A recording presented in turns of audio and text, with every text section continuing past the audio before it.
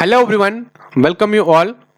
Last கிளாஸில் பார்த்தீங்கன்னா நம்ம இந்தியன் பாலிட்டியில் ஹிஸ்டாரிக்கல் பேக்ரவுண்ட் அண்ட் தென் ஸ்பெசிஃபிக்காக கம்பெனி ரூல் பார்த்தோம். அதில் regulating act of 1773 charter act of 1853 வரையும் பார்த்தோம். இன்னியோட கிளாஸ் அதோட கண்டினியூவேஷன் ஹிஸ்டாரிக்கல் பேக்ரவுண்டில் க்ரௌன்ஸ் ரூல் பார்க்க போகிறோம். அந்த க்ரௌன்ஸ் ரூலில் இன்றைக்கி நம்ம என்ன பார்க்க போகிறோம்னா government of India act of 1858 start பண்ண போகிறோம். பார்த்தீங்கன்னா ரொம்ப முக்கியமான ஆக்ட். இது எப்போ என்ஆக்ட் பண்ணாங்கன்னு பார்த்தீங்கன்னா ரிவால்ட் ஆஃப் 1857. இது நம்ம ஃபேமஸாக நம்ம என்ன சொல்லுவோம், first world war of independence சொல்லுவோம். அப்படி இல்லைன்னா ஷிப்பாய் முட்னி அப்படின்னு சொல்லுவோம். அந்த டியூரேஷனில் தான் இந்த ஆக்டை கொண்டு வந்தாங்க. அதனாலே இது முக்கியத்துவம் வாய்ந்த ஒரு சட்டம். இந்த சட்டம் பார்த்தீங்கன்னா இந்த சட்டத்தில் குட் கவர்மெண்ட் ஆஃப் இந்தியா அப்படின்ற யூஸ் பண்ணுறாங்க. அப்படின்னா இந்தியாவில் நல்ல அரசாங்கத்திற்கான செயல்பாடுகளை கொண்ட ஒரு சட்டம் அப்படின்னு சொல்கிறாங்க.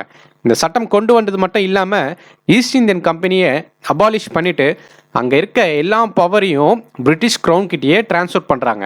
அதான் என்னென்ன பவர் பார்த்தீங்கன்னா ரெவென்யூ அண்ட் தென் எல்லைகள் டெரிட்டோரிஸ் அண்ட் தென் கவர்மெண்ட் அரசாங்கத்துக்கிட்ட இருக்க எல்லா பவர்ஸையும் பிரிட்டிஷ் க்ரௌன் கிட்டேயே கொண்டு வந்துட்டாங்க. அதுக்கப்புறமா இந்த முக்கியமான ஒரு சேஞ்சஸ் பண்ணுறாங்க. இந்த பதவியில் இருக்க பேர், அந்த பேர் தான் முக்கியம், அதையும் தெரிஞ்சு வச்சுக்கணும். கவர்னர் ஜெனரல் ஆஃப் இந்தியான்ற ஒரு பேரை வைசிராய் ஆஃப் இந்தியான்னு சொல்லிட்டு இந்த வைசிராய் யாருன்னு பார்த்தீங்கன்னா direct representative of British crown in India. And then யாரை ஃபர்ஸ்ட் அப்பாயின்மெண்ட் பண்ணாங்கன்னா லார்ட் கேனிங்ன்றவர் தான் ஃபர்ஸ்ட் வைசிராய் ஆஃப் இந்தியாவை அப்பாயின்மெண்ட் பண்ணுறாங்க. அது நல்லா ஞாபகம் வச்சுங்க. அதுக்கப்புறமா இந்த ஆக்ட் என்ன பண்ணாங்கன்னா டபுள் கவர்மெண்ட்டை எண்ட் பண்ணிட்டாங்க. அண்ட் தென் முடிவுக்கு கொண்டு வராங்க, அபாலிஷ் பண்ணி எண்ட் பண்ணிட்டாங்க. இந்த double government Pitt's India act of 1784 கொண்டு வந்தாங்க. அந்த டபுள் கவர்மெண்ட்னா என்னது, board of control and board of directors. இந்த ஆக்ட் மூலிமா அதை முடிவுக்கு கொண்டு வராங்க. இந்த முடிவு கொண்டு வந்தது மட்டும் இல்லாமல் ஒரு நியூ ஆஃபீஸை கிரியேட் பண்ணாங்க. அந்த நியூ ஆஃபீஸ் என்னன்னு பார்த்தீங்கன்னா secretariat of state for India. அவர் யாருன்னு பார்த்தீங்கன்னா அவர் கையில் எல்லா அதிகாரத்தையும் கொடுத்தாங்க. உச்சபட்ச அதிகாரம் நிர்வாகத்தையும் கொடுத்தாங்க. அண்ட் தென் அவர் யாராக இருப்பார்னா பிரிட்டிஷ் கேபினெட்டில் இருக்க ஒரு மெம்பராக இருப்பார். அவர் கையில் எல்லா அதிகாரியும் கொடுத்தாங்க. ஆனால் அவர் யாருக்கு ரெஸ்பான்சிபிளாக இருக்கணும்னு பார்த்தீங்கன்னா பிரிட்டிஷ் பார்லிமெண்ட் ரெஸ்பான்சிபிளாக இருக்கணும். இவரை அசிஸ்ட் பண்ணுறதுக்கு ஒரு 15 மெம்பர் கவுன்சிலை கிரியேட் பண்ணாங்க. யாருக்கு, செக்ரட்டரி ஆஃப் ஸ்டேட் ஃபார் இந்தியாவுக்கு அசிஸ்ட் பண்ணுறதுக்காக. அந்த கவுன்சில் பார்த்தீங்கன்னா வெறும் அட்வைசரி பாடி மட்டும்தான். அதில் யார் சேர்மனாக இருப்பார் பார்த்தீங்கன்னா செக்ரட்டரி ஆஃப் ஸ்டேட் இருக்கார்ல, அவர் தான் சேர்மனாக இருப்பார். அதுக்கப்புறமா இந்த secretary of state in council இருக்குது பார்த்தீங்களா, as a body as acting as the corporateாக இருக்கலாம். and then it has the capable of suing and then being sued in India and as well as in England. அவங்க இந்தியாலையும் பண்ண முடியும், இங்கிலாண்ட்லேயும் பண்ண முடியும். இந்த ஆக்டை பார்த்தீங்கன்னா ரொம்ப நிர்வாகத்துக்கான ஒரு மிஷினரியை தான் ரொம்ப இன்க்ரீஸ் பண்ணிகிட்டே இருந்துச்சு. அது யார் கண்ட்ரோல் பண்ணாங்கன்னா இங்கிலாண்டில் தான் கண்ட்ரோல் பண்ணாங்க. அதையும் ஞாபகம் வச்சுங்க. இதுதான் இந்த ஆக்டோட முக்கியமான பாயிண்ட்ஸு, இதை ஞாபகம் வச்சுங்க. இதுக்கப்புறமா இந்தியன் கவுன்சில் ஆக்ட் ஆஃப் 1861 கொண்டு வந்தாங்க. இது எப்போ கொண்டு வந்தாங்க பார்த்தீங்கன்னா இந்த ரிவால்ட் நடந்துச்சுல்ல, இந்த ரிவால்ட் நடந்தப்போ கவர்மெண்ட், இந்த பிரிட்டிஷ் கவர்மெண்ட் என்ன பண்ணுறாங்கன்னா இந்தியன்ஸோட கோஆப்ரேஷன் முக்கியம். எதுலன்னா இந்த நாட்டோட நிர்வாகத்தன்மை கொண்டு செயல்படுத்துறதுல அவங்களோட கோஆப்ரேஷனும் தேவை அப்படின்னு சொல்லிட்டு ஒரு முடிவெடுத்து ஒரு 3 ஆக்டை கொண்டு வந்தாங்க. அதில் முக்கியமான ஒரு ஆக்ட் பார்த்தீங்கன்னா Indian council of act of 1861, அதுக்கப்புறமா 1892 அண்ட் தென் 1909. இந்த 3 ஆக்டாக ரொம்ப முக்கியம். அதில் ஒரு முக்கியத்துவமான ஒரு சட்டம்னு பார்த்தீங்கன்னா இந்த சட்டம். இது இந்திய அரசியலமைப்பிலையும் அரசியலையும் ஒரு முக்கியமான ஒரு லேண்ட்மார்க்காக இருந்துச்சு. அதை தான் என்ன சொல்கிறோம், is a important landmark in the constitutional and political history of India. அதோட கீ ஃபியூச்சர்ஸ் என்னன்னு பார்த்தீங்கன்னா it made the beginning of the representative institutions. நம்மளுக்கும் ஒரு அங்கீகரிச்சாங்க யாரை, இந்தியன்ஸை. எதில் பார்த்தீங்கன்னா ஃபர்ஸ்ட் லா மேக்கிங் ப்ராசஸில், சட்டம் ஏற்றுற ஒரு ப்ராசஸில் தான் இந்தியன்ஸே அங்கீகரிச்சாங்க ஃபர்ஸ்ட்டு. அதுக்கப்புறம் பார்த்தீங்கன்னா ஒரு நான் அஃபிஷியல் மெம்பர்ஸையும் கொண்டு வந்தாங்க. எப்படி நான் அஃபிஷியல் மெம்பர்னா யாருங்க, அதிகாரமற்ற ஒரு உறுப்பினர்களையும் நியமனம் செஞ்சாங்க. அதை யாரை கொண்டு வந்தாங்கன்னு பார்த்தீங்கன்னா Raja of Benares and then Maharaja of Patiala and then sir Dinkar ராவ்னு சொல்லிட்டு அவங்க 3 பேரையும் ஒரு நாமினேட் பண்ணாங்க. 3 இந்தியன்ஸை இங்கே யாருக்குன்னா லெஜிஸ்லேட்டிவ் கவுன்சிலில் அவங்கள நாமினேட் பண்ணுறாங்க. அதுக்கப்புறமா டீசென்ட்ரலைசேஷன் ப்ராசஸை கொண்டு வந்தாங்க. இந்த டீசென்ட்ரலைசேஷன் ப்ராசஸ் ஏன் கொண்டு வந்தாங்க பார்த்தீங்கன்னா ரெகுலேட்டிங் ஆக்ட் ஆஃப் 1773ல சென்ட்ரலைஸ்டு பண்ணாங்க. இந்தியாவை சென்ட்ரலைஸ்டு அப்படின்னா கவர்னர் ஜெனரல் ஆஃப் பெங்கால் கீழே தான் இந்த மெட்ராஸ் பிரசிடென்சியும் பாம்பே பிரசிடென்சியும் கீழே கொண்டு வந்தாங்க. அது அந்த ஆக்ட்ல பண்ணாங்க. இந்த ஆக்ட்ல என்ன பண்ணாங்க, அவங்களுக்கான அதிகாரம் எல்லாத்தையும் திருப்பி அவங்க கையிலேயே ஒப்படைச்சிடுறாங்க. அதுதான் it initiated the process of decentralisation by restoring the legislative powers. அவங்களே சட்டம் ஏற்றுறதுக்கான ஒரு உரிமையும் மீண்டும் பாம்பே பிரசிடென்சி கீழேயும் தென் மெட்ராஸ் பிரசிடென்சி கீழே திருப்பி கொடுத்துட்டாங்க. இதுதான் ரொம்ப முக்கியமான ஒரு சட்டம். அதுக்கப்புறம் பார்த்தீங்கன்னா இது எஸ்டாப்ளிஷ் பண்ணுறாங்க, ஒரு புதுமையான ஒரு சட்டமன்றங்களை ஏற்றுறாங்க. எங்கன்னு பார்த்தீங்கன்னா பெங்கால், நார்த் வெஸ்டர்ன் ப்ராவின்சஸ், அதுக்கப்புறம் பஞ்சாப்ல. எந்த ஆண்டுகளில் பார்த்தீங்கன்னா 1862ஆம் ஆண்டில் வந்து பார்த்தீங்கன்னா பெங்கால்லையும், 1886ஆம் ஆண்டு நார்த் வெஸ்டர்ன் ப்ராவின்சஸ்லையும், அதுக்கப்புறம் 1897ஆம் ஆண்டு பஞ்சாப்லையும் பண்ணுறாங்க. இது ரொம்ப முக்கியம். அதுக்கப்புறம் பார்த்தீங்கன்னா அவருங்க வைஸ்ராய் இருக்கார்ல, அவர்கிட்ட தான் நிறைய பவர் கொடுத்தாங்க. என்னென்ன பவர்லாம் கொடுத்தாங்கன்னா, ஒரு ரூல்ஸ் அவரே கிரியேட் பண்ணலாம், ஆர்டர் வந்து அவரே கிரியேட் பண்ணலாம். எதுக்குன்னா இங்கே நடக்கிற ஆட்சி வந்து எந்த ஒரு இல்லாமல் ஸ்மூத்தாக ரன் ஆகிறதுக்காக அவர் கையில், வைஸ்ராய் கையில் ஒரு பொறுப்பு கொடுத்தாங்க. அவர் என்ன பண்ணார்னா போர்ட்போலியோ சிஸ்டம் சொல்லிட்டு இன்ட்ரடியூஸ் பண்ணார். அதை என்ன பண்ணுறாங்கன்னா அரசாங்கம், இந்த பிரிட்டிஷ் க்ரௌன் வந்து ரெகக்னைசேஷன் அங்கீகாரம் பண்ணுறாங்க, அங்கீகரிச்சாங்க. அவர் இன்ட்ரடியூஸ் பண்ணார். எந்த ஆண்டில் இன்ட்ரடியூஸ் பண்ணுறாருனா 1859ஆம் ஆண்டு அவர் பண்ணார். அதை பிரிட்டிஷ் க்ரௌன் என்ன பண்ணாங்க, அங்கீகரிச்சாங்க. அதுக்கப்புறம் இதன் மூலியமா அவர் என்ன பண்ணுறாருனா வைஸ்ராய் கவுன்சில் இருக்குது பார்த்தீங்களா, அவங்கள தான் இன்சார்ஜாக பண்ணுறாங்க. எதுக்குன்னா 1 or more டிபார்ட்மெண்ட்ஸ் அவங்கள ஒரு பொறுப்பு கொடுத்தாங்க. ஒன்று மட்டும் இருந்தது என்ன பண்ணுறாங்க, மோர் டிபார்ட்மெண்ட்ஸுக்கு அவங்கள பொறுப்பாக கொடுத்துட்டு அண்ட் தென் யாருக்காக பார்த்தீங்கன்னா எல்லா கவுன்சில் மேட்டரையும் அந்தந்த டிபார்ட்மெண்ட்டில் முடிவெடுக்கிறது எல்லாத்தையும் வைஸ்ராய் இருக்காங்களே அவங்க கவுன்சில் கிட்ட இன்சார்ஜ் ஒப்படைச்சிட்டாங்க. அதுக்கப்புறம் இன்னொரு பொறுப்பையும் கொடுக்குறாங்க. இந்த வைஸ்ராய் இருக்கார் பார்த்தீங்களா, வைஸ்ராய் இருக்கார்ல, அவர் வந்து ஆர்டினன்ஸ் இஷ்யூ மேக்கிங் பவர்ஸையும் அவர் கையில் கொடுத்தாங்க. யாருன்னா அவர் என்ன பண்ணலாம், ஒரு ஆர்டினன்ஸை வந்து இஷ்யூ பண்ணுறாருன்னா அவரே பண்ணிடலாம். இன்றைய ஒரு காலகட்டத்தில் பார்த்தீங்கன்னா நம்மளோட குடியரசுத் தலைவர் இருக்கார்ல, பிரசிடென்ட், அவர் ஆர்டினன்ஸ் அவரால் பண்ண முடியுமா, முடியாது. கவுன்சில் ஆஃப் மினிஸ்டர்ஸ் மூலியமாக மட்டும்தான். அண்ட் தென் அந்த advice of the council of ministers அப்படிதான் அவர் ஆர்டினன்ஸ் பண்ண முடியும். அது இந்த காலகட்டத்தில். அன்றைய காலகட்டத்தில் என்ன பண்ணாங்கன்னா ஆர்டினன்ஸ் மேக்கிங் பவரை வைஸ்ராயே பண்ணலாம், யாரோட பர்மிஷன் இல்லாமல், with the concurrence of the legislative council. எந்த சுச்சுவேஷன்ன்றது முக்கியம், எமர்ஜென்சி சுச்சுவேஷனில். இன்றைய காலகட்டத்தில் நம்ம என்னெல்லாம் எமர்ஜென்சி பார்க்குறோம், நேஷனல் எமர்ஜென்சி பார்க்குறோம், ஸ்டேட் எமர்ஜென்சி பார்க்குறோம், அண்ட் தென் ஃபினான்ஷியல் எமர்ஜென்சியும் பார்த்தோம். அப்புறம் அன்றைய காலகட்டத்தில் எந்த ஒரு எமர்ஜென்சி சுச்சுவேஷனாக இருந்தாலும் வைஸ்ராயே ஒரு ஆர்டினன்ஸை இஷ்யூ பண்ணலாம் அப்படின்னு சொல்லிட்டு இந்த சட்டங்கள் மூலிமா கொண்டு வந்தாங்க. அந்த இஷ்யூ பண்ணுறாரு பார்த்தீங்களா, அந்த ஆர்டினன்ஸோட லைஃப் டைம் பார்த்தீங்கன்னா 6 மாதங்கள். அதே நல்லா ஞாபகம் வச்சுங்க. இதுதான் இதில் இருக்க ஒரு முக்கியமான இம்பார்ட்டன்ட் பாயிண்ட்ஸ். இந்த ஆக்டை பொறுத்தவரையும் கோத்ரூ பண்ணிக்கோங்க. அண்ட் தென் நெக்ஸ்ட் பார்த்தீங்கன்னா இந்தியன் கவுன்சில் ஆக்ட் ஆஃப் 1892. இந்த ஆக்ட் ரொம்ப முக்கியமான ஆக்ட். ஏன் முக்கியம்னு பார்த்தீங்கன்னா இன்க்ரீஸ் பண்ணாங்க. எதை இன்க்ரீஸ் பண்ணாங்கன்னா non official members, central and provincial லெஜிஸ்லேட்டிவ்ல இருக்க நான் அஃபிஷியல் மெம்பர்ஸை இன்க்ரீஸ் பண்ணுறாங்க. ஆனால் இங்கே தெரிஞ்சு வச்சுக்கணும், அவங்க அஃபிஷியல் மெஜாரிட்டியை அவங்க கன்ஃபார்மாக மெயின்டைன் பண்ணி ஆகணும். அட் த சேம் டைம் நான் அஃபிஷியல் மெம்பர்ஸையும் அவங்க ஆட் பண்ணிக்கலாம் அப்படின்னு சொல்லிட்டு இந்த சட்டத்தில் கொண்டு வந்தாங்க. அதன் மூலியமா இந்த சென்ட்ரல் லெஜிஸ்லேட்டிவ் கவுன்சில் இருக்குது பார்த்தீங்களா, அதில் வைஸ்ராய் ரெக்கமெண்ட் பண்ணி அதில் இருக்க Bengal, chamber of commerce and then provincial legislative councils யாருக்கிட்ட இருக்கும்னு பார்த்தீங்கன்னா அது கவர்னர் கையில் இருக்கும். அங்கேருந்து ஒரு டிஸ்ட்ரிக்ட் போர்டில் நம்ம லாஸ்ட் ஆக்டில் பார்த்தோம். எது பார்த்தோம், முனிசிபாலிட்டிஸ் பார்த்தோம், யூனிவர்சிட்டி பார்த்தோம், ட்ரேட் பார்த்தோம், அசோசியேஷன், ஜமீன்தாரிஸ் அண்ட் சாம்பர்ஸ். இது எல்லாமே அங்கே அவங்க அஃபிஷியல் மெஜாரிட்டி மெயின்டைன் பண்ணி தான் ஆகணும்.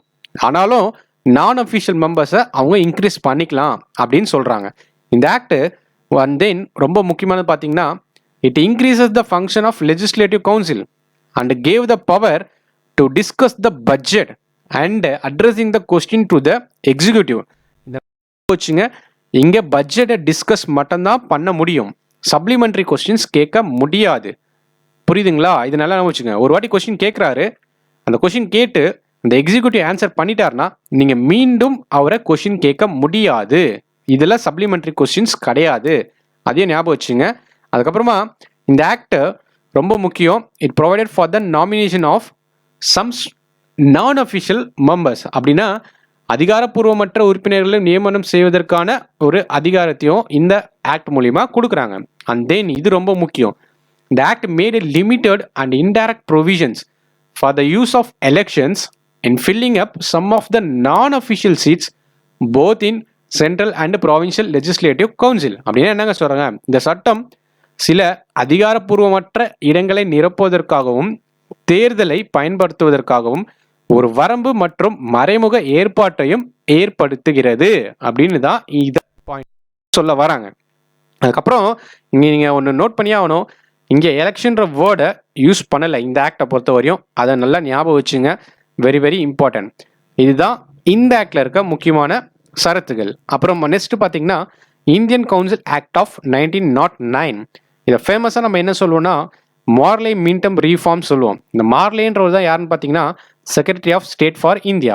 இந்த மின்டோன்றவர் யாருன்னு பார்த்தீங்கன்னா வைசிராய் ஆஃப் இந்தியா. எப்பவுமே ஃபர்ஸ்ட் பார்த்தீங்கன்னா செக்ரட்டரியை மீன் பண்ணோம், செகண்ட் பார்த்தீங்கன்னா வைசிராயை மீன் பண்ணோம், அதை ஞாபகம் வச்சுங்க. அதுக்கப்புறம் இதோட ஃபியூச்சர்ஸ் என்னென்னு பார்த்தீங்கன்னா it increases the size of legislative council. சட்டம் ஏற்றுற அந்த சட்டமன்றம் இருக்குல்ல, அதில் அவங்க என்ன பண்ணுறாங்கன்னா இன்க்ரீஸ் பண்ணுறாங்க. எங்கென்னு பார்த்தீங்கன்னா மத்தியிலும் சரி, அண்ட் தென் இந்த ப்ராவின்ஷியல்னா மாகாணத்துலேயும் அவங்க அதை இன்க்ரீஸ் பண்ணிட்டாங்க. அதனால இந்த சென்ட்ரல் கவுன்சில் இருக்குது பார்த்தீங்களா, அது மொத்தம் 16 இருந்துச்சு. அந்த 16லேருந்து 60 அவங்க இன்க்ரீஸ் பண்ணிட்டாங்க. இன்க்ரீஸ் பண்ணிட்டு இந்த நம்பர்ஸ் இந்த ப்ராவின்ஷியல் கவுன்சில் இருக்குது பார்த்தீங்களா, இந்த ப்ராவின்ஷியல் கவுன்சிலில் யூனிஃபார்மாக இருக்கணுன்ற ஒரு அவசியம் இல்லாமையும் இருந்துச்சு இந்த சட்டங்கள் மூலியமா. அதுக்கப்புறம் இந்த சென்ட்ரல் லெஜிஸ்லேட்டிவ் கவுன்சிலில் அவங்க அஃபிஷியல் மெஜாரிட்டியை கன்ஃபார்மாக மெயின்டைன் பண்ணி தான் ஆகணும். ஆனால் இந்த ப்ராவின்ஷியல் லெஜிஸ்லேட்டிவ் கவுன்சில் இருக்குது பார்த்தீங்களா மாகாணம், அந்த மாகாணத்தில் அவங்க நான் அஃபிஷியல் மெஜாரிட்டியும் இருக்கலாம், அதிகாரப்பூர்வமற்ற உறுப்பினர்கள் எண்ணிக்கையும் அங்கே அதிகமாக இருக்கலாம் அப்படின்னு சொல்லிட்டாங்க. அதுக்கப்புறமா இங்கே சம் லெஜிஸ்லேட்டிவ் கவுன்சில் ஃபங்க்ஷன்ஸையும் இன்க்ரீஸ் பண்ணுறாங்க. என்ன இன்க்ரீஸ் பண்ணாங்கன்னா இதில் எப்படின்றத பார்த்துருவோம். மெம்பர்ஸ் இருக்காங்கல்ல, அந்த லெஜிஸ்லேட்டிவ் கவுன்சிலில் அந்த மெம்பர்ஸ் இருக்காங்கல்ல, அந்த மெம்பர்ஸை பொறுத்த வரையும் லாஸ்ட்டில் பார்த்தீங்கன்னா பட்ஜெட்டை என்ன பண்ணலாம், டிஸ்கஸ் பண்ணலாம். இங்கே என்ன பண்ணுறாங்கன்னா இந்த members were allowed to ask a supplementary questions. அவர் கொஸ்டின் அவர் கேட்குறாரு, ஆன்சர் பண்ணிட்டாருன்னா அந்த கொஸ்டினுக்கு திருப்பி நீங்கள் அவர் ஆன்சர் பண்ணிட்டாரு, அந்த ஆன்சர் பண்ணுறதை வச்சு நீங்கள் திருப்பி இன்னொரு கொஸ்டினை ஃபார்ம் பண்ணலாம். அதுதான் இந்த ஆக்ட் மூலிமா தராங்க. அதுக்கப்புறம் போன இதில் பார்த்தீங்கன்னா டிஸ்கஸ் பண்ண முடியும். இந்த ஆக்ட் மூலிமா பார்த்தீங்கன்னா பட்ஜெட் உடைய ரெசல்யூஷனும் நம்ம கொண்டு வர முடியும் அப்படின்னு சொல்லிட்டு இந்த ஆக்ட் மூலிமா கொண்டு வந்தாங்க. அதுக்கப்புறம் ஃபர்ஸ்ட் டைம் என்ன பண்ணாங்கன்னா இந்தியன்ஸையும் அசோசியேஷனில் கொண்டு வராங்க. அது என்னன்னு பார்த்தீங்கன்னா எக்ஸிக்யூட்டிவ் கவுன்சில் இருக்கார்ல, வைஸ்ராய் அண்டு கவர்னர் எக்ஸிக்யூட்டிவ் கவுன்சிலில் இந்தியன்ஸையும் ஃபர்ஸ்ட் டைம் அசோசியேட் பண்ணுறாங்க. இதன் மூலியமா சத்யேந்திர பிரசாத் சின்ஹான்றவர் தான் ஃபர்ஸ்ட் இந்தியனா வைஸ்ராய் கவுன்சிலில் வந்து சேர்க்குறாங்க. அவர் என்ன மெம்பராக சேர்க்குறாரு பார்த்தீங்கன்னா லா மெம்பராக அவரை அப்பாயின்மெண்ட் பண்ணுறாங்க. அதுக்கப்புறம் இந்த சட்டம் ரொம்ப முக்கியமானது எதுக்குன்னு பார்த்தீங்கன்னா இது கம்யூனல் ரெப்ரசன்டேஷனை இன்ட்ரடியூஸ் பண்ணிச்சு. யாருக்குன்னு பார்த்தீங்கன்னா முஸ்லீம்க்கு, by accepting the concept of separate electorate. இந்த எலெக்ட்ரேட் மூலியமாக தான் என்ன பண்ணாங்கன்னா முஸ்லீம் மெம்பர்ஸ் எலெக்ட் பண்ணாங்க பை முஸ்லீம் ஓட்டர்ஸ். இந்த ஆக்டை நம்ம என்ன சொல்கிறோன்னா லீகலைஸ்டு கம்யூனலிசம் அப்படின்னு சொல்கிறோம். இதில் யார் ஃபாதர் ஆஃப் கம்யூனல் எலெக்ட்ரேட் பார்த்தீங்கன்னா லார்ட் மின்டோ. இதே நம்ம தெரிஞ்சு வச்சுக்கணும். அதுக்கப்புறம் இந்த செப்பரேட் ரெப்ரசன்டேஷன் பார்த்தீங்கன்னா முஸ்லீம்ஸ் மட்டும் இருந்துச்சு, இது லெஜிஸ்லேட்டிவ்க்கு. ஆனால் இங்கேயும் அந்த செப்பரேட் ரெப்ரசன்டேஷன் கொடுத்தாங்க. எங்கன்னு பார்த்தீங்கன்னா corporation and then chamber of commerce, universities, zamindaris, இங்கேயும் செப்பரேட் ரெப்ரசன்டேஷன் இருக்கலாம் அப்படின்னு சொன்னாங்க. இந்த ஆக்டோட சரத்துகள் இதுதான், நல்லா ஞாபகம் வச்சுங்க, நோட் பண்ணிக்கோங்க. அதுக்கப்புறமா government of India act of 1919 வந்துச்சு. இந்த ஆக்ட் பார்த்தீங்கன்னா எப்போ கொண்டு வந்தாங்கன்னா ஆகஸ்ட் 20, 1917 கொண்டு வந்தாங்க. இந்த பிரிட்டிஷ் கவர்மெண்ட் ஃபர்ஸ்ட் டைம் சொல்கிறாங்க அவங்களோட நோக்கம் என்னன்னா to introduce the responsible government in India. இந்த பொறுப்பான ஒரு அரசாங்கத்தை இந்தியாவில் நிறுவுவதற்கான ஒரு முதல் படி அப்படின்னு சொல்லிட்டு இந்த ஆக்டை சொல்கிறாங்க. அவர் அப்புறமா யாரை நியமனம் செஞ்சாங்க அப்படின்னா மான்டேகோ செல்ம்ஃபோர்ட்ஸ் ரீஃபார்ம் அப்படின்னு சொல்கிறோம். ஏன்னா இந்த மான்டேகோ தான் பார்த்தீங்கன்னா secretary of state for India. இந்த செல்ம்ஃபோர்ட்ஸ் இருக்கார்ல, அவர் வந்து யாருன்னு பார்த்தீங்கன்னா வைசிராய் ஆஃப் இந்தியா. அதுக்கப்புறமா அதோட ஃபியூச்சர்ஸ்லாம் ரொம்ப முக்கியம், அது தெரிஞ்சு வச்சுங்க. இப்போ இந்த ஃபங்க்ஷன் இதுதான் டிமார்க்கேட்டிங் த வேர்டை ஞாபகம் வச்சுங்க. It relax the central control over the provinces. எப்படின்னா இந்த சென்ட்ரல் கவர்மெண்ட் பார்த்தீங்கன்னா இந்த ப்ராவின்சஸ் வந்து கண்ட்ரோல் பண்ணுறது. இந்த ப்ராவின்சஸ் பார்த்தீங்கன்னா இந்த சென்ட்ரல் கவர்மெண்ட் கண்ட்ரோல் பண்ணுறது. இந்த சென்ட்ரல் கவர்மெண்ட் பார்த்தீங்கன்னா இந்த ப்ராவின்சஸ் கண்ட்ரோல் பண்ணுறது. சென்ட்ரல் அண்ட் தென் ப்ராவின்சியல் சப்ஜெக்டை தனித்தனியாக பிரித்து இந்த மத்தியில் சென்ட்ரல் கிட்ட இருந்தது எல்லாத்தையும் ப்ராவின்சஸ்க்கும் கொஞ்சம் பிரித்து கொடுத்தாங்க. அதுதான் டிமார்க்கேட்டிங். அதை ஞாபகம் வச்சுங்க. அதுக்கப்புறம் இந்த ப்ராவின்சியல் சப்ஜெக்ட் இருக்குல்ல, அதை அவங்க ரெண்டாக பிரித்தாங்க. ஒன்று பார்த்தீங்கன்னா ட்ரான்ஸ்ஃபர் சப்ஜெக்ட்னு சொல்லிட்டு பிரித்தாங்க. ரெண்டாவது பார்த்தீங்கன்னா ரிசர்வ் சப்ஜெக்ட் சொல்லிட்டு பிரித்தாங்க. இந்த ட்ரான்ஸ்ஃபர் சப்ஜெக்டை பொறுத்த வரையும் யார் முடிவு எடுப்பான்னு பார்த்தீங்கன்னா கவர்னர் தான் முடிவு எடுப்பார். ஆனால் அவர் அங்கே இந்த மாகாணத்தில் இருக்காங்க பார்த்தீங்களா, அந்த மாகாணத்தில் சட்டமன்றத்துக்கு பொறுப்பான அமைச்சர்களோட ஒரு உத்தரவு பெற்று தான் முடிவெடுக்க முடியும் அப்படின்னு சொல்கிறாங்க. ஆனால் இந்த ரிசர்வ் சப்ஜெக்ட் இருக்குது பார்த்தீங்களா, இந்த ரிசர்வ் சப்ஜெக்டை பொறுத்த வரையும் கவர்னரே முடிவு எடுத்துக்கலாம், அவங்க கவுன்சிலே முடிவு எடுத்துக்கலாம். இவங்க சட்டமன்றத்துக்கான ஒரு அமைச்சர்கிட்டேருந்து ஒரு உரிமமோ இல்லைன்னா முடிவோ கேட்கணும்னு அவசியம் கிடையாது. அதுதான் ரிசர்வ் சப்ஜெக்ட்ல என்ன சொல்றாங்க, were to be administered by the governor and his executive council without being the responsible to the legislative council. இந்த ஒரு டிரான்ஸ்ஃபர் அண்ட் ரிசர்வ் சப்ஜெக்ட் இருக்குல்ல, இதுக்கு பேரை தான் நம்ம என்ன சொல்றோம்னா டயார்கின்னு சொல்றோம். ஆனால் இன்ட்ரடியூஸ் பண்ணாங்க, இது அன்சக்சஸ்ஃபுல். அதனால தான் நம்ம என்ன பண்ணியிருக்கேன்னா இங்கே ஃபெயில்ஸ்ன்னு கொடுத்துருக்கேன். அதுக்கப்புறம் ஃபர்ஸ்ட் டைம் பைக் கேமலரிசமும் இந்த ஆக்ட் மூலிமா கொண்டு வந்தாங்க, டைரக்ட் எலெக்ஷனும் கொண்டு வந்தாங்க. நல்லா ஞாபகம் வச்சுங்க, bicameralism first time and then direct election first டைம்னாலே இந்த ஆக்டை தான் மீன் பண்ணோம், government of India act of 1919. இது நல்லா ஞாபகம் வச்சுங்க. இந்த பைக் கேமரலிசம்னா என்னன்னு தெரியணும். இந்த பைக் கேமரலிசம்னா 2 ஹவுஸுங்க, ஒன்று அப்பர் ஹவுஸ், லோயர் ஹவுஸ். இந்த அப்பர் ஹவுஸை நம்ம என்னன்னு சொல்லணும்னா கவுன்சில் ஆஃப் ஸ்டேட்னு சொல்லுவோம். லோயர் ஹவுஸ் என்ன சொல்லணும்னா லெஜிஸ்லேட்டிவ் அசம்பிளின்னு சொல்லுவோம். இந்த லெஜிஸ்லேட்டிவ் அசம்பிளியை பொறுத்தவரையும் மக்களால் டைரக்டாகவே தேர்ந்தெடுக்கப்படுறாங்க, அவங்க தான் வந்து லோயர் ஹவுஸில் இருப்பாங்க. அதுக்கப்புறம் இந்த மெஜாரிட்டி ஆஃப் த மெம்பர்ஸ் பார்த்தீங்கன்னா கன்ஃபார்மாக chosen by the direct election அப்படின்னு சொல்லிட்டாங்க. இதன் மூலிமா என்ன பண்ணிட்டாங்கன்னா 6 மெம்பர்ஸ் வைஸ்ராய் எக்ஸிக்யூட்டிவ் கவுன்சிலில் கொண்டு வந்தாங்க. அவர் வந்து கமாண்டர் இன் சீஃபை தவிர்த்து அதில் இந்தியன்ஸும் இருக்கணும்னு சொல்லிட்டு சொன்னாங்க. அதுக்கப்புறம் is extended the communal representation, அதையும் ஞாபகம் வச்சுங்க, அதுவும் ரொம்ப முக்கியமானது. அதை நம்ம பார்த்துருவோம். எங்க லாஸ்ட் ஆக்ட்ல பார்த்தீங்கன்னா முஸ்லிம்ஸ் மட்டும் கொடுத்தாங்க. இந்த ஆக்டை பொறுத்தாங்கன்னா Sikhs, Indian Christians and then Anglo Indians and then யூரோப்பியன்ஸ்க்கும் அதை எக்ஸ்டெண்ட் பண்ணாங்க கம்யூனல் ரெப்ரசன்டேஷனை. அதுக்கப்புறமா இன்னொன்று பார்த்தீங்கன்னா இதை ஃப்ரான்ச்சைசி கொண்டு வந்தாங்க. இது நல்லா ஞாபகம் வச்சுங்க, granted franchise on limited number of people. அவங்களோட எதன் மூலியம்னா அவங்க கையில் இருக்க ப்ராப்பர்ட்டி, அவங்க டேக்ஸை கரெக்டாக செலுத்துறாங்களா அண்ட் தென் அவங்களோட எஜுகேஷன் பொறுத்து சம் ஃப்ரான்ச்சைஸியும் அவங்களுக்கு கொடுக்க ஆரம்பிச்சாங்க. அண்ட் தென் ஒரு நியூ ஆஃபீஸை கிரியேட் பண்ணாங்க. அது நியூ ஆஃபீஸ் பேர் என்னன்னா ஹை கமிஷனர் ஃபார் இந்தியா. அவர் எங்கே கிரியேட் பண்ணுறாங்கன்னா லண்டனில் கிரியேட் பண்ணாங்க. கிரியேட் பண்ணது மட்டும் இல்லாமல் அவங்களுக்கு செக்ரட்டரி ஆஃப் ஸ்டேட் இருந்தார்ல, அவர் என்னெல்லாம் ஃபங்க்ஷன் பெர்ஃபார்ம் பண்ணுவாரோ இந்த ஹை கமிஷனர் பெர்ஃபார்ம் பண்ணுறதுக்கான உரிமைகளையும் கொடுத்தாங்க. அதுக்கப்புறம் பார்த்தீங்கன்னா இங்கே பப்ளிக் சர்வீஸ் கமிஷனை எஸ்டாப்ளிஷ் பண்ணுறாங்க. நல்லா ஞாபகம் வச்சுங்க. அட் ப்ரெசென்ட் அதை யூனியன் பப்ளிக் சர்வீஸ் கமிஷன் சொல்கிறோம். அங்கே என்ன பண்ணாங்கன்னா சென்ட்ரல் பப்ளிக் சர்வீஸ் கமிஷன் சொன்னாங்க. அது எந்த ஆண்டு நிறுவனம் செஞ்சாங்கன்னா 1926ஆம் ஆண்டு. எதுக்குன்னா சிவில் சர்வெண்ட்ஸ். இப்போ நம்ம ஐஏஎஸ் ஐபிஎஸ் சொல்கிறோம்ல, ஐஏஎஸ் ஐபிஎஸ் ஐஎஃப்எஸ் அப்படின்னு சொல்லும் போது அதை அந்த அதிகாரிகளை நியமனம் செய்வதற்கான ஒரு பிளேஸ் தான் இது பப்ளிக் சர்வீஸ் கமிஷன். அவங்க மூலியமா அந்த அதிகாரிகளை நியமிச்சாங்க. அதுக்கப்புறம் separated for the first time, நல்லா ஞாபகம் வச்சுங்க, provincial budget and then central பட்ஜெட்லேருந்து ப்ராவின்ஷியல் பட்ஜெட்டை தனித்தனியாக பிரிச்சுட்டு இந்த ப்ராவின்சியல் லெஜிஸ்லேட்டர் இருக்குல்ல, இந்த மாகாண சட்டமன்றம் இருக்குல்ல, அவங்களே அந்த மாகாணத்துக்கு தேவையான பட்ஜெட்டை அவங்களே இன்ட்ரடியூஸ் பண்ணிக்கலாம் அந்த மாகாணத்துலன்னு சொல்லிட்டு ஒரு முதல் முறையாக இந்த ஆக்ட் மூலிமா செப்பரேட் பண்ணிட்டாங்க சென்ட்ரல் பட்ஜெட்லேருந்து. நல்லா ஞாபகம் வச்சுங்க. அதுக்கப்புறம் இங்கே ஸ்ட்ராட்டஜரி கமிஷனை அப்பாயின்மெண்ட் பண்ணுறாங்க. இதன் மூலியமாக தான் சைமன் கமிஷனை அப்பாயின்மெண்ட் பண்ணாங்க. எதுக்குன்னு பார்த்தீங்கன்னா enquire and report the working after the 10 years. இப்போ நம்ம என்ன பண்ணோம், 1919 தான் பார்த்துட்டு இருக்கோம். 1929ஆம் ஆண்டு பண்ணணும். ஆனால் இவங்க என்ன பண்ணுறாங்கன்னா 1927ஆம் ஆண்டே சைமன் கமிஷனை கொண்டு வந்துட்டாங்க இந்த பிரிட்டிஷ் கவர்மெண்ட். இதை பொறுத்தவரையும் நம்ம மாடர்ன் இந்தியாவில் பார்க்கலாம், மாடர்ன் ஹிஸ்ட்ரி பார்க்கும்போது இது நம்ம பார்க்கலாம். Let us move on with the government India act of 1935. இந்த ஆக்ட் ரொம்ப முக்கியமான ஆக்ட். ஏன்னு பார்த்தீங்கன்னா இதுதான் second milestone completely responsible government of India. இப்போதான் பார்த்தோம், முழுமையான ஒரு அரசாங்கத்தை இந்தியாவில் நிறுவுவதற்கு அவங்க இதுதான் ஒரு செகண்ட் மைல் ஸ்டோனாக எடுத்துக்கிட்டாங்க. அதில் பார்த்தீங்கன்னா ஒரு 10 ஷெட்யூல் சரத்து இருந்துச்சு. அதுக்கப்புறம் 321 செக்ஷன் கொண்டு அதை ஆர்டிகிள் சொன்னோம். 321 ஆர்டிகிள்ஸை வந்து இந்த government of India act of 1935ல கொண்டு வராங்க. இப்போ இருக்கு பார்த்தீங்களா, இப்போ இருக்க இந்தியாவில் அரசியலமைப்பு சட்டத்தில் நிறைய ஆர்டிக்கல் இந்த கவர்மெண்ட் ஆஃப் இந்தியா ஆக்ட்லேருந்து தான் நம்ம எடுத்திருப்போம். அண்ட் தென் இந்த ஆக்டை பொறுத்த வரையும் ஆல் இந்தியா ஃபெடரேஷன் சொல்லிட்டு ஒன்று கிரியேட் பண்ணோம்னு நினச்சி எஸ்டாப்ளிஷ் பண்ணாங்க.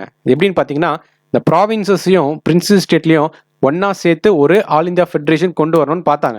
அதுக்கப்புறமா இந்த ஆக்ட் வந்து சென்டருக்கும் அந்த யூனிட்ஸுக்கும் உள்ள லிஸ்ட், யூனிட்னா என்னங்க, ப்ராவின்ஸும் பிரின்சிபல் ஸ்டேட்டும், அது ரெண்டும் சேர்த்து அவங்க எல்லாருமே பிரிச்சுட்டாங்க. என்னென்ன உங்களுக்கு நீங்கள் எந்த சப்ஜெக்டில் நீங்கள் சட்டம் ஏற்றலாம், எந்த சப்ஜெக்டில் நாங்கள் ஏற்றணும், 2 பேருக்கும் சமமாக இருந்துச்சுன்னா யார் ஏற்றலாம் அப்படின்னு சொல்லிட்டு பிரிச்சுட்டு அதில் லிஸ்ட்டு கொண்டு வந்தாங்க. சென்டருக்கு பார்த்தீங்கன்னா 59 லிஸ்ட் இருந்துச்சு. அதுக்கப்புறம் பார்த்தீங்கன்னா ப்ராவின்ஷியல் வந்து 54 இருந்துச்சு. கன்கரண்ட் லிஸ்ட்டில் பார்த்தீங்கன்னா 36 ஐட்டம் இருந்துச்சு. இதோட ரெசிடியூ பவர் இருக்குல்ல, இதில் தவிர்த்து மற்றதெல்லாம் இருக்குல்ல, இது யார்கிட்ட கொடுத்தாங்கன்னா வைசிராய் கிட்ட கொடுத்தாங்க. ஆனால் இந்த ஃபெடரேஷன் வரவே இல்லை. ஏன்னு பார்த்தீங்கன்னா பிரின்ஸ்லி ஸ்டேட்ஸ் இருக்குல்ல, அவங்களாம் இதில் ஜாயின் பண்ணவே இல்லை யூனிட். அதனால இது ஃபெயில் ஆயிடுச்சு. இது நல்லா ஞாபகம் வச்சுங்க. இதுக்கப்புறமா இந்த டயார்கின்னு ஒன்று இருந்துச்சா, அந்த டயார்கியை வந்து இவங்க அபாலிஷ் பண்ணிட்டாங்க. டயார்கி தான் பார்த்தோம்ல, transfer subject and then reserve subject சொல்லிட்டு இந்த ப்ராவின்ஷியல்ஸ் கொடுத்தாங்க. அதை அபாலிஷ் பண்ணிட்டு ப்ராவின்ஷியல் அட்டானமின்னு சொல்லிட்டு இங்கே ஒன்று கொண்டு வந்துட்டாங்க. இதுவும் ரொம்ப முக்கியமானது, நல்லா கவனிச்சுங்க. இந்த ப்ராவின்ஷியல் அட்டானமின்ற வேர்டை மீன் பண்ணாலே 1935 ஆக்டை தான் உங்களுக்கு ஞாபகம் வரணும். இதை பண்ணிட்டு என்ன பண்ணுறாங்கன்னா, இந்த ப்ராவின்சஸ்க்கு ஒரு ஆக்ட் அலோவ் பண்ணிட்டாங்க. அவங்களுக்கான நிர்வாகத்தையே அவங்களுக்கு இதில் கிளியராக இண்டிகேட் பண்ணிட்டாங்க. அதுக்கப்புறம் ரெஸ்பான்சிபிள் கவர்மெண்ட்ஸை இன்ட்ரடியூஸ் பண்ணாங்க. எங்கன்னு பார்த்தீங்கன்னா மாகாணத்தில். அதன் மூலியமா கவர்னர் இருக்காருங்களே, கவர்னர் வந்து கன்ஃபார்மாக அவர் எதன் மூலியமா வந்து நிர்வாகத்தை பண்ணணும்னா கவுன்சில் ஆஃப் மினிஸ்டரோட அட்வைஸ் மூலியமா தான் அவர் நிர்வாகத்தை பண்ணணும்னு சொல்லிட்டு இந்த சட்டமன்றத்தின் மூலியமாக அமைக்கப்பட்ட அமைச்சர்கள் மூலியமா தான் கவர்னர் செயல்படணும் இந்த ப்ராவின்ஷியல் அட்டானமியில் சொல்லிட்டாங்க. அண்ட் தென் இன்னொன்று பார்த்தீங்கன்னா, அங்கே டயார்கியை வந்து அபாலிஷ் பண்ணாங்க. எங்கன்னு பார்த்தீங்கன்னா ப்ராவின்சஸில் டயார்கியை அபாலிஷ் பண்ணாங்க. அதுக்கப்புறம் டயார்கி எங்கே வந்து கொண்டு வந்தாங்கன்னா சென்டரில் கொண்டு வந்தாங்க. Adoption of dyarchy at the centre, அதை நல்லா ஞாபகம் வச்சுக்கணும். அதுக்கப்புறம் டயார்கி கொண்டு வந்துட்டு இந்த ஃபெடரல் சப்ஜெக்டை ரெண்டாக பிரிச்சாங்க. ஒன்று பார்த்தீங்கன்னா transfer subject and reserve subject. இப்போ தான் நம்ம டிஸ்கஸ் பண்ணோம் ரிசர்வ்டு யார் பண்ணுவா, ட்ரான்ஸ்ஃபர்டு யார் பண்ணுவான்னு சொல்லிட்டு. ஆனால் இந்த ப்ரொவிஷனை பொறுத்த வரையும் did not game in to operation, அதனால ஞாபகம் வச்சுக்கணும். இதை பைகாமலரிசமும் இந்த ஆக்ட் மூலிமா இன்ட்ரடியூஸ் பண்ணாங்க. எங்கன்னு பார்த்தீங்கன்னா 6 ப்ராவின்சஸில் இன்ட்ரடியூஸ் பண்ணாங்க. மொத்தம் 16 மாகாணங்கள் இருந்துச்சு.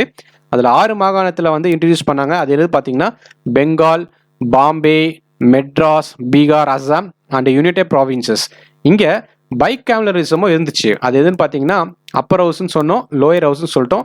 இது ஆல்ரெடி நம்ம நிறைய டிஸ்கஸ் பண்ணிட்டோம். அங்கே இந்த 2 நிறையவே ரெஸ்ட்ரிக்ஷன்ஸும் வச்சாங்க. கிரியேட் பண்ணது மட்டும் இல்லாமல் ரெஸ்ட்ரிக்ஷன் வச்சாங்க. இங்கே இந்த கம்யூனல் ரெப்ரசன்டேஷனை அப்படியே எக்ஸ்டெண்ட் பண்ணாங்க. ஃபர்ஸ்ட் பார்த்தீங்கன்னா 1909ஆம் ஆண்டில் முஸ்லீம் கொடுத்தாங்க. அடுத்தது 1919ஆம் ஆண்டில் சீக்கு, இந்த மாதிரிலாம் கொடுத்துட்டு இங்கே யாருக்கு எக்ஸ்டெண்ட் பண்ணாங்கன்னா டிப்ரெஸ் கிளாஸ்க்கு, அது மீன் ஷெட்யூல் கிளாஸ்க்கும் உமன்ஸ்க்கும் லேபரருக்கும் இந்த கம்யூனல் ரெப்ரசன்டேஷனையும் எக்ஸ்டெண்ட் பண்ணாங்க. இந்த எக்ஸ்டெண்ட் பண்ணது மட்டும் இல்லாமல் இன்னொன்னையும் பண்ணிருக்காங்க. இது கவுன்சிலையும் அபாலிஷ் பண்ணிட்டாங்க. It abolishes the council of India. எங்கே இதை கிரியேட் பண்ணாங்கன்னா 1858ஆம் ஆண்டுக்கு ஏற்றப்பட்ட ஒரு சட்டத்தில் இந்த கவுன்சில் ஆஃப் இந்தியா இருந்துச்சு. அதை என்ன பண்ணாங்கன்னா அபாலிஷ் பண்ணிட்டு அதன் மூலியமா the secretary of state for India was provided with the team of அட்வைசர்ஸ்ன்னு மாற்றிட்டாங்க. கவுன்சில் ஆஃப் இந்தியான்றதை மாற்றிட்டு என்ன பண்ணிட்டாங்க, டீம் ஆஃப் அட்வைசர்ஸ் சொல்லிட்டு மாற்றிட்டாங்க. அதையும் நல்லா ஞாபகம் வச்சுங்க. போன சட்டத்தின் மூலியமா ஃப்ரான்ச்சைசி இருந்துச்சு. இங்கே என்ன பண்ணுறாங்கன்னா 10% மக்கள் தொகையில் அவங்க ஓட்டிங் ரைட்டை அவங்களுக்கு கொடுக்கணும்னு சொல்லிட்டு அப்படின்னு சொல்கிறாங்க franchise. And then it provided the establishment of reserve bank of India to control the currency and credit of the country. இதே நல்லா ஞாபகம் வச்சுக்கணும். ஆனால் நீங்கள் ரிசர்வ் பேங்க் வெப்சைட்டில் போய் பார்த்தீங்கன்னா வேற இருக்கும், அவங்களோட ஸ்டோரியே வேற இருக்கும். அதையும் நீங்கள் தெளிவாக டிஃப்ரென்ஸ் தெரிஞ்சு வச்சுங்க. அதுக்கப்புறம் இங்கே ஃபெடரல் பப்ளிக் சர்வீஸ் கமிஷனை வந்து எஸ்டாப்ளிஷ் பண்ணாங்களா. இந்த சட்டத்தில் பார்த்தீங்கன்னா மாகாணத்துக்கான ஒரு பப்ளிக் சர்வீஸ் கமிஷனும் பண்ணாங்க. அதுதான் ப்ராவின்ஷியல் பப்ளிக் சர்வீஸ் கமிஷன். அதுக்கப்புறம் நீங்கள் என்ன பண்ணிக்கலாம், ஜாயிண்ட் பப்ளிக் சர்வீஸ் கமிஷனையும் பண்ணிக்கலாம். எப்படின்னா ஒருத்தராக பண்ண முடியாது, 2 அல்லது 3 மாகாணங்கள் சேர்ந்து பண்ணுறது தான் ஜாயிண்ட் பப்ளிக் சர்வீஸ் கமிஷன். அதுக்கப்புறம் இந்த சட்டத்தில் பார்த்தீங்கன்னா ஃபெடரல் கோர்ட்டையும் கொண்டு வந்தாங்க. எந்த ஆண்டுன்னு பார்த்தீங்கன்னா 1937ஆம் ஆண்டில் ஃபெடரல் கோர்ட்டையும் இங்கே கொண்டு வந்துட்டாங்க. ஆனால் regulating act of 1773 supreme court, அதுக்கும் இதுக்கும் வித்தியாசம் இருக்குது. அதனால் நல்லாவே தெரிஞ்சுங்க. ஃபெடரல் கோர்ட்னாலே இந்த 1930 ஆண்டு அப்படின்னு நல்லா ஞாபகம் வச்சுக்கணும். இதுக்கப்புறம் இந்தியன் இண்டிபெண்டன்ஸ் ஆக்ட் வந்துச்சு. எப்போன்னு பார்த்தீங்கன்னா பிப்ரவரி 20, 1947 ஆண்டு பிரிட்டிஷ் பிரைம் மினிஸ்டராக யார் இருந்தாருன்னா கிளைமேட் அட்லி இருந்தார். அவர் என்ன பண்ணார்னா பிரிட்டிஷ் ரூல் இந்தியாவில் முடிவுக்கு கொண்டு வரும் அப்படின்னு சொல்லிட்டார். என்னைக்குன்னா ஜூன் 30, 1948 இதை முடிவு கொண்டு வந்துடுறோம். முடிவு கொண்டு வந்துட்டு உச்சபட்ச அதிகாரத்தை எல்லாத்தையுமே ஒரு இந்தியன் ஹேண்ட்ஸ் கிட்ட கொடுக்க போகிறோம் அப்படின்னு சொல்கிறாங்க. ரெஸ்பான்சிபிள் இந்தியன் ஹேண்ட்ஸ், அந்த வேர்டு நல்லா ஞாபகம் வச்சுங்க. அப்படி சொல்லும் போது அவருக்கு என்ன ஆச்சுன்னா இந்த முஸ்லீம் லீக் என்ன பண்ணாங்கன்னா டிமாண்ட் பண்ண ஆரம்பிச்சிட்டாங்க. என்ன டிமாண்ட் பண்ணாங்கன்னா எங்களுக்கு ஒரு தனி நாடு தேவை அப்படின்னு சொல்லிட்டு டிமாண்ட் பண்ண ஆரம்பிச்சாங்க. இந்த டிமாண்ட் வச்சதுனால என்ன பண்ணாங்க, ஜூன் 3, 1947 ஆண்டு பிரிட்டிஷ் கவர்மெண்ட் என்ன பண்ணாங்கன்னா அவங்க கிளியராக சொல்கிறாங்க, யார் எந்த ஒரு கான்ஸ்டிடியூஷன் வேணாலும் ஃப்ரேம் பண்ணிக்கலாம். ஆனால் எப்படின்னா கான்ஸ்டிடியூஷன் அசம்பிளி 1946 ஆண்டு ஃபார்ம் பண்ணதுலேருந்து அதை பண்ணியிருக்காங்கல்ல அந்த அசம்பிளியில், அதை இவங்க ஃபாலோ பண்ணலாம், ஃபாலோ பண்ணாமையும் இருக்கலாம் அப்படின்னு சொல்லிட்டாங்க. அன்றைக்கே நம்ம என்ன பண்ணாங்கன்னா ஜூன் 3, 1947 ஆண்டு லார்ட் மவுண்ட் பேட்டனை வைசிராய் ஆஃப் இந்தியாவாக கொண்டு வந்தாங்கல்ல, அவர் தான் என்ன பண்ணிட்டாரு மவுண்ட் பேட்டன் பிளான் அப்படின்னு சொல்லிட்டு பிரிக்கிறாரு. அதை இந்த பிளானை தான் அவங்க என்ன பண்ணாங்கன்னா 2 பேருமே அக்செப்ட் பண்ணாங்க. யார் யார் அக்செப்ட் பண்ணாங்கன்னா காங்கிரஸும் அக்செப்ட் பண்ணிச்சு, முஸ்லீம் லீகும் அக்செப்ட் பண்ணிச்சு. இதுக்கு இமிடியேட் எஃபெக்ட் தான் நம்ம என்னன்னு சொல்கிறோம்னா இந்தியன் இண்டிபெண்டன்ஸ் ஆக்ட் 1947 அப்படின்னு சொல்கிறோம். அதோட ஃபியூச்சர் என்னன்னு பார்த்தீங்கன்னா பிரிட்டிஷ் ரூலை என் பண்ணிட்டு declared Indian, that is Indians as the independent. அவங்க தனியாகவும் ஒரு சாவரின் ஸ்டேட். சாவரின் ஸ்டேட்னா அவங்க தான் உச்ச அதிகாரம் கொண்டவர்கள். அந்த நாடு எந்த ஒரு நாட்டுக்கு கீழும் இனிமேல் கிடையாது. அவங்களே அவங்களோட ஆட்சிகளை முடிவு பண்ணிக்கலாம், அவங்களே சட்டங்களை ஏற்றிக்கலாம் அப்படின்னு சொல்லிட்டாங்க. அதுக்கப்புறமா என்ன பண்ணுறாங்கன்னா பார்ட்டிஷன் கிரியேட் பண்ணுறாங்கல்ல, 2 பிரிக்கிறாங்க. இண்டிபெண்டன்ட் டொமினியன் பாகிஸ்தானுக்கு ஒன்றும் அண்ட் தென் இந்தியாவுக்கு ஒன்றும் பிரிக்கிறாங்க. அவங்க காமன்வெல்த் கூட பிரிட்டிஷ் காமன்வெல்த் கூட இருக்கலாம், இல்லை பிரிஞ்சு போகுது, அவங்களுக்கான ஒரு உரிமமும் இருக்குது அப்படின்னு சொல்லிட்டாங்க. அதுக்கப்புறம் இந்த வைஸ்ராயின்ற ஒரு ஆஃபீஸ் இருக்குது பார்த்தீங்களா, அதையும் அபாலிஷ் பண்ணிட்டாங்க. அபாலிஷ் பண்ணிவிட்டு அண்ட் தென் கவர்னர் ஜெனரல் சொல்லிட்டு அப்பாயின்மெண்ட் பண்ணுறாங்க. யார் மூலியம்னா டாமினியன் கேபினெட் இருந்துச்சுல, இப்போது இந்தியா பாகிஸ்தான் சொல்கிறோம், அந்த டாமினியன் கேபினெட் அவங்களோட அட்வைஸ் மூலிமா இந்த பிரிட்டிஷ் கிங் என்ன பண்ணுறாங்கன்னா கவர்னர் ஜெனரல்னு அப்பாயின்மெண்ட் பண்ணாங்க. அண்ட் தென் ஒன்னே ஞாபகம் வச்சுக்கணும், இந்த majesty government in British was have no responsibility with respect to the government of India or Pakistan. அவங்க எதுவுமே சம்பந்தம் கிடையாது. அதே நல்லா ஞாபகம் வச்சுங்க. It empowered the constitutional assemblies, that is to dominant to frame and adopt any constitution for their respective. அப்படி தான் ரொம்ப ரொம்ப முக்கியம். இதே நல்லா ஞாபகம் வச்சுங்க. அவங்களுக்கு நாட்டுக்கு தேவையான அவங்களுக்கான ஒரு அரசியலமைப்பை அவங்களே உருவாக்கிக்கலாம் அப்படின்னு சொல்லிட்டாங்க.